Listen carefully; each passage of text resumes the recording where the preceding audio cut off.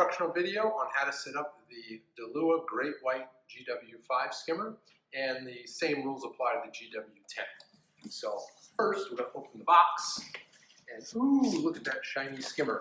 We're going to pull that bad boy out, and we're going to pull the pump. We're going to take the collection cup, and lastly the bubble diffuser. Now that the box is empty, put the soap to the side and start on assembly. Now that we've got the parts out of the box, we're going to start assembling them. But first we have to disassemble a few things. We start by taking these white thumb screws off the base. Those come off, don't lose them.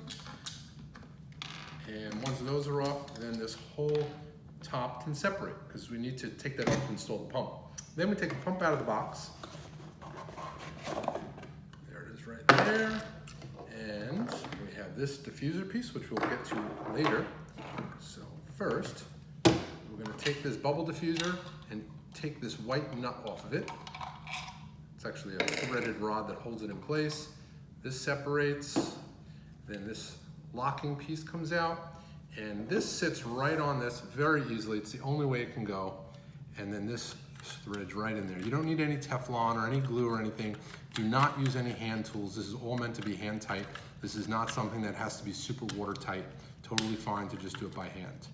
It just holds it in place. Okay?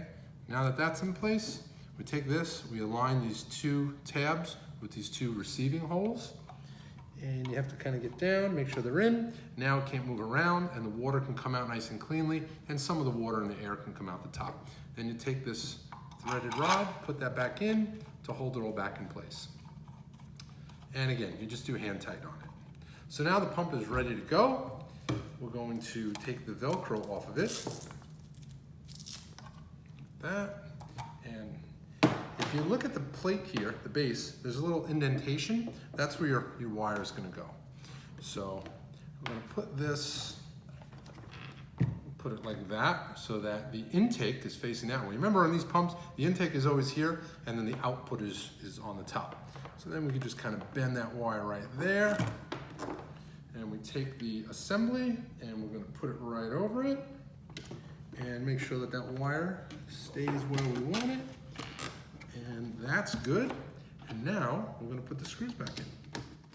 Now that we've installed the screws, we give it a quick inspection, it looks good, and we can move on to the air venturi intake assembly.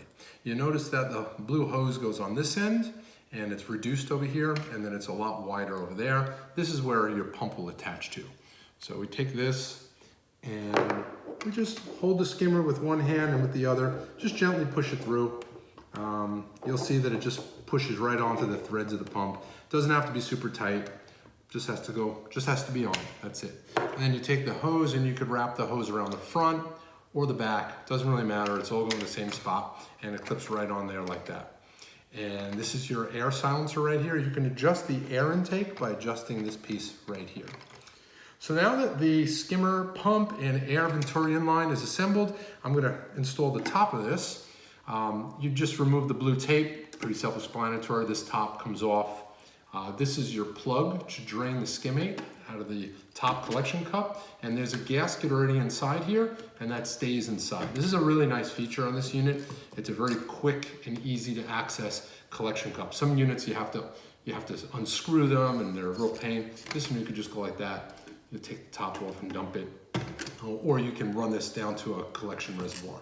So that's the skimmer. It's assembled to control the water level inside the skimmer. You know, typically you'd have this in a sump with 4 to 5 inches of water, and then to create additional back pressure to raise the water level, you'd want to restrict it. So this is a classic design employed on a lot of skimmers. It's a really nice feature here because it gives you precise control by using a thread versus a wedge pipe, which is hard to adjust. So you've got a plus and a minus on here. When you go plus, it actually raises this piece right here, allowing more water to go out. So that means less back pressure and the water level drops. If you want to raise the water level, you go negative or minus, and that will lower this knife valve and restrict the water from raising the skimmer water level.